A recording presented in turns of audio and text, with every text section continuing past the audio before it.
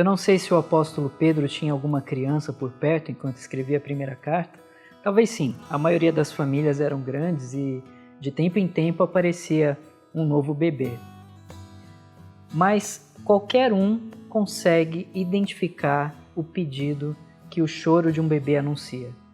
Ele só quer uma coisa, isso é tudo que importa, isso é tudo que ele precisa e essa é a única coisa que realmente o acalma e o satisfaz. Ele quer leite e não quer pouco. A cada curto período ele quer mais. O desejo não diminui, não é algo que ele enjoa e é, acima de tudo, algo que ele precisa. E no trecho da carta de Pedro que trataremos hoje, Pedro usa essa figura do desejo de um recém-nascido pelo leite materno para exemplificar a nossa reação à palavra de Deus. O texto é o 2º capítulo da primeira carta, dos versos 1 ao 3. E nós vamos nos focar nesses 3 primeiros versículos que formam uma única sentença. Mas antes de ler, eu quero lembrar que Pedro está escrevendo a pessoas que estão enfrentando sofrimento. Esta é uma carta de consolo, mas há algo especialmente significativo que Pedro faz aqui. Ao invés de escrever somente uma mensagem de consolo, ele escreve uma carta com uma mensagem que nos empurra para além dos muros do nosso sofrimento.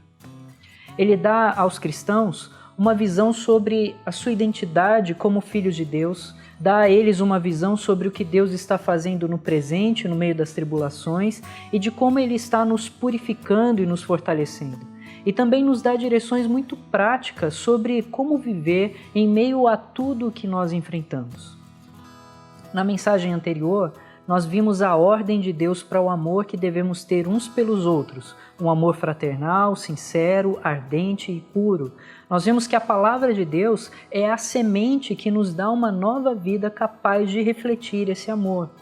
E agora, o texto continua por meio de uma nova analogia sobre a palavra de Deus.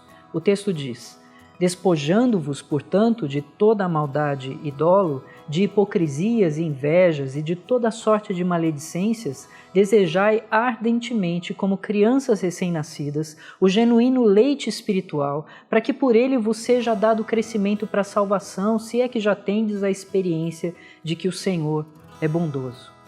Fazendo uma visão geral sobre esses 3 versículos, nós temos em primeiro lugar algo do qual devemos nos livrar, em segundo lugar algo do que devemos adquirir e em terceiro lugar algumas razões para isso.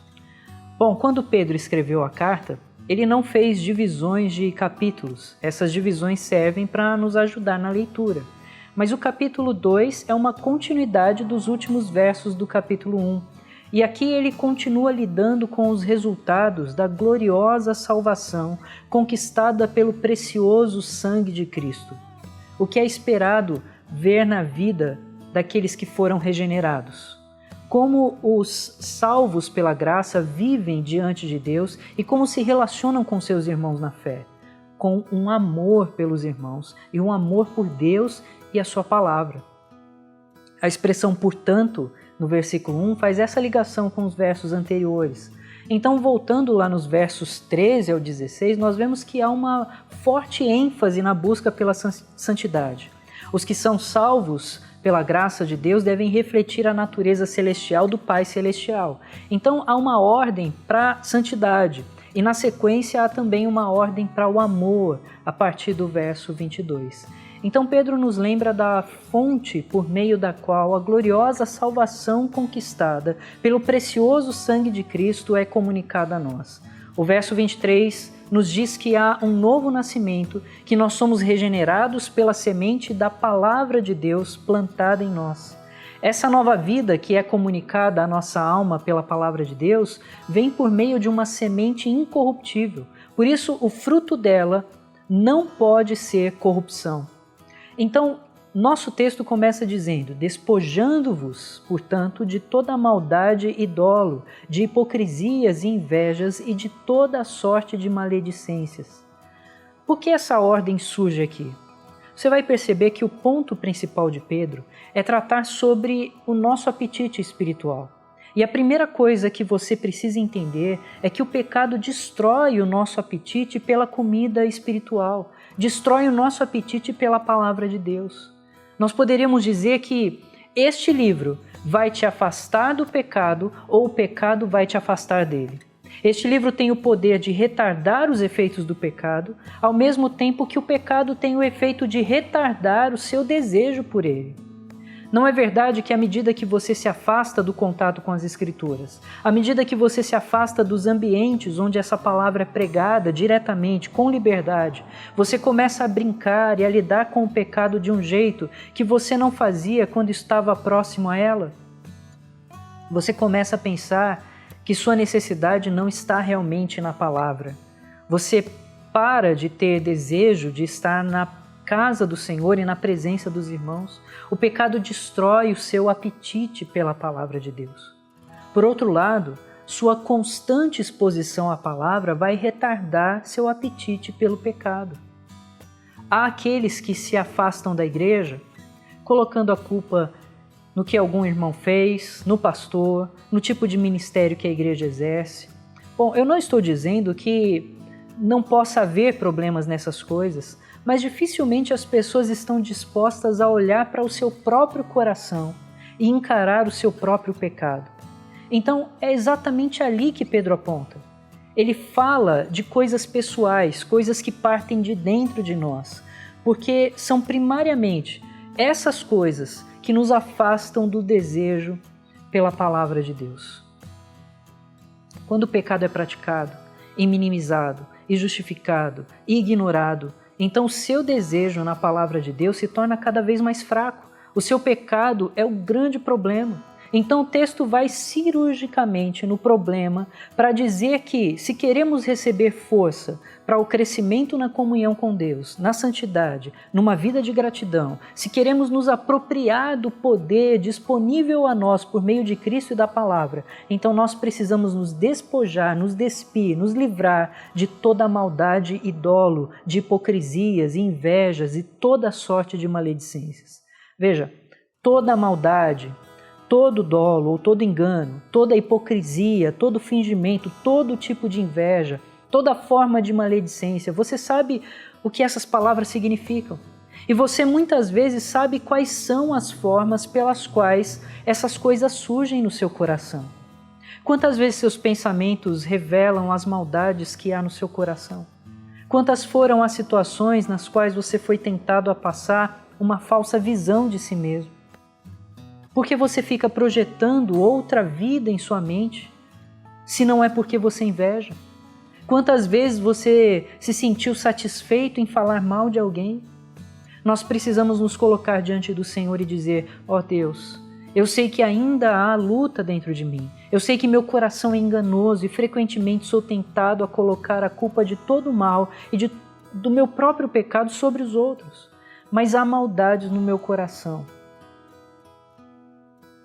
Talvez até algumas que eu desconheça. Há momentos que sou inclinado a desejar que as pessoas pensem coisas sobre mim que não são verdadeiras. Há formas pelas quais eu escondo a realidade como se eu estivesse atuando numa peça de teatro. Há maneiras pelas quais eu quero projetar uma outra vida sobre mim porque eu invejo. E há palavras que estão no meu coração que eu tenho prazer de despejar como se fossem pequenas doses de veneno, porque eu acredito que algumas pessoas precisam ser humilhadas. Ó Senhor, abra os olhos do meu coração e me dê forças para me livrar dessas coisas. Veja, uma das coisas que o texto nos ensina é que os crentes precisam tomar responsabilidade sobre o seu próprio desenvolvimento espiritual. Você entende isso? Isso é tão importante. Há pessoas que não entendem. O crente precisa tomar sobre si a responsabilidade sobre o seu próprio crescimento e desenvolvimento espiritual. As duas ordens do texto são pessoais. Você deve se despir de toda a maldade. E a ordem do verso 2 segue na mesma direção, é com você, é a sua responsabilidade. O verso 2 diz: desejai ardentemente, como crianças recém-nascidas, o genuíno leite espiritual, para que por ele vos seja dado crescimento para a salvação. Isso é o seu dever e é a sua responsabilidade. Eu tenho frequentemente enfatizado como nós nos fortalecemos e nos ajudamos como irmãos. No último sermão nós vimos como devemos amar uns aos outros por meio de um amor fraternal, sincero, ardente e puro. Nós precisamos nos relacionar, nós precisamos uns dos outros. Nós só podemos cumprir o chamado de Deus adequadamente se estivermos entre os irmãos, porque o nosso chamado envolve nos doar para o outro, envolve todas as formas de nos livrar de uma vida centrada em nós mesmos. Nós somos chamados a nos doar uns aos outros e depender uns dos outros. Mas isso não significa que você pode colocar a culpa da sua imaturidade espiritual sobre o outro. O crescimento espiritual é sua responsabilidade. Não é responsabilidade propriamente do pastor, não é responsabilidade do presbítero, não é responsabilidade do diácono, não é responsabilidade de nenhum irmão ou qualquer ministério na igreja. Quando se trata do crescimento e maturidade espiritual pessoal, a Bíblia aponta para um responsável final, você. Outros irmãos até podem ser instrumentos do Senhor para isso. Os ministérios podem e devem nos impulsionar para isso. Mas você não vai poder culpar ninguém diante do Senhor por aquilo que é a sua própria responsabilidade. Isso é tão importante entender. Nós teríamos igrejas mais fortes e irmãos mais consagrados se todos fossem capazes de entender isso. Bom, a ordem pessoal é esta: desejai ardentemente, como crianças recém-nascidas, o genuíno leite espiritual. Se você já teve um bebê em casa, pode entender exatamente o que isso significa, desejar leite ardentemente. É isso que o acalma. É isso que um recém-nascido procura quando nasce. O bebê deseja o leite. É a única coisa na qual ele está interessado, é a única coisa que o satisfaz. É a coisa na qual ele está interessado quando ele vai dormir. É a coisa na qual ele está interessado quando ele acorda. E Pedro usa isso como uma analogia para os cristãos. Da mesma forma, da forma como um bebê precisa do leite materno para o seu crescimento, os cristãos precisam da palavra de Deus. O leite materno é tudo que o bebê precisa para o seu crescimento. Nada supera o leite materno em termos do que é necessário. Ele sozinho é absolutamente suficiente. Nada é tão completo. Ele foi criado para ser a comida perfeita para o bebê. E assim como o leite materno é o alimento necessário e perfeito para o recém-nascido, a palavra de Deus é o alimento suficiente e absolutamente necessário para o cristão. Por isso, da mesma forma que o bebê tem desejo pelo leite materno, o cristão precisa desejar a palavra de Deus. Agora, é preciso entender que Pedro não está se referindo a novos cristãos. Não é a mesma analogia que Paulo faz em 1 Coríntios 3, por exemplo, quando ele fala da imaturidade dos cristãos em Corinto. O ponto de Pedro é dizer que, assim como um bebê deseja o leite materno, todos os cristãos deveriam desejar a palavra de Deus. Ela deve ser o seu interesse, ela deve ser aquilo que te acalma, ela deve ser aquilo que você busca antes de dormir e depois de acordar. Ela é a fonte suficiente de satisfação. Nela há todas as proteínas espirituais para que o homem de Deus seja perfeito e perfeitamente habilitado para toda boa obra. Ela é a fonte da nossa energia, ela é o Senhor Jesus falando para a nossa alma. Ela deve ser o nosso interesse, ser o objeto de um desejo ardente. Todo cristão precisa desejar receber os benefícios da palavra de Deus regularmente. Se um bebê não tem interesse no leite materno, o que acontece com ele? Ele fica fraco e pode morrer. Se um cristão não tiver interesse na palavra de Deus, o que vai acontecer? Percebe? Ela precisa ser nossa fonte de alimento. A palavra é a semente que dá nova vida, e nessa nova vida, ela é a fonte de alimento para um crescimento saudável. Agora, um recém-nascido não precisa ser comandado a desejar o leite materno. Ele deseja instintivamente. Bom, essa deveria ser a realidade de todo que é nascido de novo pela palavra. Mas eu te pergunto, essa é a sua posição em relação à palavra de Deus? Ou você tem permitido que o pecado diminua o seu interesse? Você procura todos os meios para se alimentar da palavra de Deus? Ou você cria desculpas e mais desculpas para deixá-la de lado? É porque Deus conhece o nosso coração, que Ele não espera uma resposta nossa. Ele nos dá uma ordem: desejai ardentemente, como crianças recém-nascidas, o genuíno leite espiritual. É sua responsabilidade. Se você tem uma vida espiritual, você vai desejar a comida espiritual, assim como tendo uma vida física, você deseja a comida física. Se um cristão não deseja o leite espiritual, algo está errado, seriamente errado, perigosamente errado, mortalmente errado. Não há vida espiritual sem a palavra de Deus. Mas alguém pode perguntar, como eu posso comandar um desejo? A minha resposta vai em duas direções. Primeiro, você aprende a desejar algo à medida que você entende a sua necessidade daquilo. Então você precisa olhar com honestidade para si mesmo e enxergar o quanto você precisa crescer. Se este leite espiritual, que é a palavra de Deus, é a única fonte necessária para o crescimento, e se eu me vejo em necessidade de crescimento, o desejo pela palavra deve surgir. É claro que precisamos contar com o auxílio do Espírito Santo, porque é Ele quem nos revela a profundidade da nossa necessidade e nos afasta dos enganos do nosso próprio coração. Então, para que possamos responder a esse comando, nós precisamos nos colocar de joelhos diante do Senhor para que Ele nos revele a nossa necessidade e nos impulsione a um desejo por mudança em nós. Em segundo lugar, eu diria que você não pode imediatamente criar um desejo, mas você pode obedecer à ordem de se lançar à palavra de Deus, de tomar ela em suas mãos e lê-la, de ir à igreja onde ela é pregada com liberdade e clareza. E essa obediência precisa ultrapassar as barreiras do seu sentimento. Porque, vamos ser honestos, todos nós passamos por momentos em que não desejamos nos apropriar da palavra. Há momentos que isso se torna uma luta, mas é exatamente por isso que Deus nos dá esse comando aqui. E o que está por trás dele é uma atitude de obediência que supera qualquer fraqueza, qualquer preguiça e qualquer desleixo.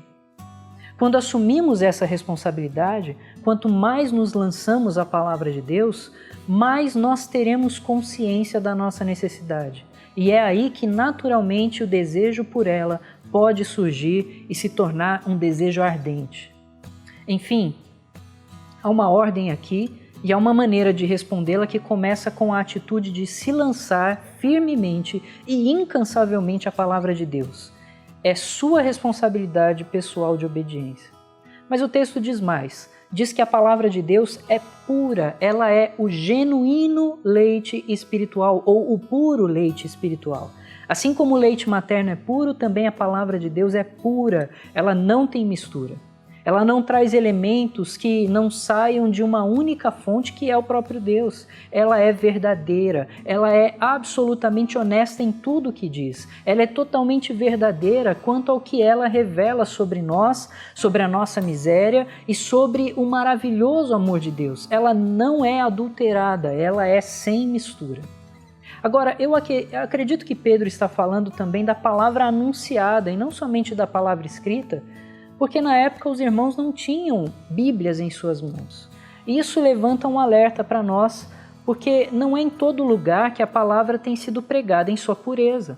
Há muitos que adulteram a palavra, há muitos que trazem misturas à palavra de Deus.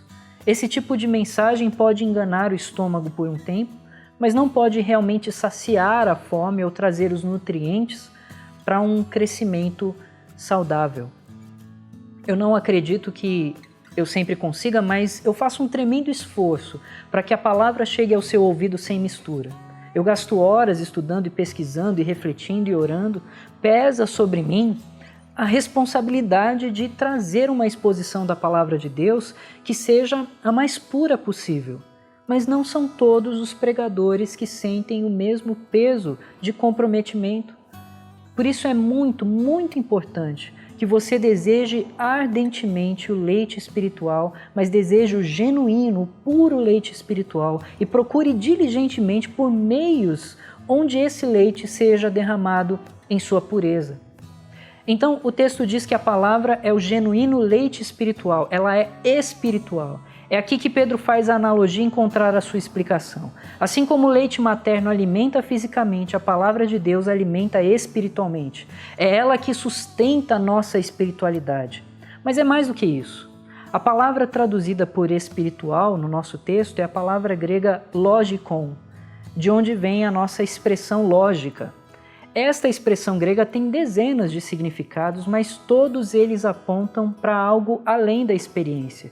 O que Pedro quer dizer não é que essa palavra serve somente para uma experiência espiritual de nossas vidas, uma esfera espiritual. Ela é a verdadeira fonte de razão, ela é a fonte de sabedoria, ela é capaz de abrir os nossos olhos para enxergar a realidade como ela é e nos tornar mais sábios que os nossos mestres. Ela é a lógica divina dada graciosamente a nós, e isso deveria ser um dos motivos pelo qual desejamos ardentemente essa palavra. Por fim, há pelo menos duas implicações ou duas razões pelas quais você deve se lançar à palavra de Deus. E a primeira delas é que você deve desejar crescer. O fim do versículo diz, para que por ele vos seja dado crescimento para a salvação. A palavra de Deus é necessária para que o Filho de Deus cresça em maturidade até que esteja pronto para a eternidade. Nos versos do capítulo anterior, nós podemos ver que a palavra de Deus nos dá nova vida para a salvação, mas é também a palavra de Deus que nos dá crescimento para a salvação. Deus usa a sua palavra para te dar nascimento na família de Deus por meio dessa semente incorruptível. E é por meio da mesma palavra que Deus causa em você crescimento. Assim como os pais observam o crescimento saudável de seus filhos, nós precisamos observar o nosso crescimento diante de Deus, e um dos sinais desse crescimento é nosso apetite pela palavra de Deus. Se este apetite for perdido, então algo fundamental foi perdido para o nosso crescimento. O segundo motivo é que você precisa se lançar à palavra de Deus a fim de encontrar deleite espiritual. Se você tem a experiência de que o Senhor é bondoso, então você pode ter certeza de que sua palavra é igualmente boa. E quando você se lança a ela, você vai experimentar a bondade do Senhor, vai se deleitar no seu bem, vai se alimentar desse Deus bondoso. Você quer comunhão com o Pai? Você quer a amizade do Filho? Você quer a companhia do Espírito? Então aqui está como você obtém isso, por meio da palavra de Deus. Uma ardente apropriação da palavra de Deus coloca o cristão em contato direto com o Deus da palavra. Ler e ouvir a Escritura é ouvir a Cristo falando. Bom, se você é grato pela bondade de Deus, então você manifesta isso continuamente, se alimentando e provando dessa bondade do Senhor. E como você faz isso? Se lançando à palavra de Deus. Você precisa entender que a comunhão com Deus se dá primeiramente por meio da sua palavra e depois da oração. Mesmo a oração, para que ela seja adequada e produtiva, depende da direção da palavra de Deus. Eu não estou dizendo que acumular conhecimento por si só pode te dar comunhão com Cristo, mas o que eu estou dizendo é que você não pode ter um verdadeiro relacionamento com Cristo sem conhecê-lo adequadamente por meio da sua palavra. Nós não podemos ser iludidos. Nessa época de ênfase sobre as emoções, muitas pessoas não entendem, mas não há um substituto para a palavra de Deus. É por meio dela que você é fortalecido. É por meio dela que você se aprofunda em comunhão e experimenta mais e mais da bondade do Senhor também. Em outras palavras, é por meio da palavra de Deus que você continua experimentando a Cristo, comungando com Cristo, se alimentando de Cristo, aquele que é a palavra encarnada. Não há outro caminho, não há atalhos para isso, não há outra experiência que te traga para mais perto de Cristo quanto ler e ouvir a palavra de Deus. Se você deseja uma verdadeira comunhão com Cristo, se você almeja um grande deleite espiritual, esta é a maneira pela qual você pode receber isso. Desejai ardentemente, como crianças recém-nascidas, o genuíno leite espiritual, para que por ele vos seja dado crescimento para a salvação, se é que já tendes a experiência de que o Senhor é bondoso. Vamos orar? Senhor Deus, nós nem sempre, ó Pai, somos desejosos pela sua palavra. E às vezes, ó Deus, isso está relacionado com o nosso próprio pecado. Assim, ó Deus, nos purifique, nos santifique, nos leve para mais perto de Ti.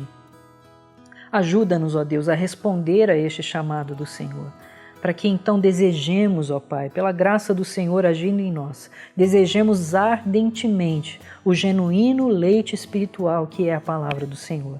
Que a Tua palavra seja o nosso alimento, que a Tua palavra seja o nosso consolo, que a Tua palavra revele a nós a Tua presença, que a Tua palavra revele a nós a Tua glória, ó Pai, e que seguros, ó Deus, no que a Tua palavra revela, possamos caminhar firmes, ó Deus, durante essa vida, durante as dificuldades que enfrentamos, durante as tribulações, ó Deus, que estão ao nosso redor. Nos ajude, ó Pai, nos alimente com a mensagem do Senhor. Venha e fale conosco, ó Deus. Fale, ó Pai, não somente aos nossos ouvidos físicos, mas fale aos ouvidos do nosso coração. Dá-nos olhos para ver, ó Deus, a Tua glória e viver diante de Ti por meio da Tua palavra. Ensina-nos, ó Deus. Nós oramos em nome daquele que é a Tua própria palavra encarnada, o nosso Senhor e Salvador Jesus Cristo. Amém. Receber a bênção, amados. Que a graça do nosso Senhor e Salvador Jesus, que o amor de Deus, o eterno e todo-poderoso Pai, e que o ensino e as consolações do Santo Espírito esteja com o povo do Senhor aqui e com todo o povo do Senhor espalhado pela face da terra, hoje e eternamente. Amém.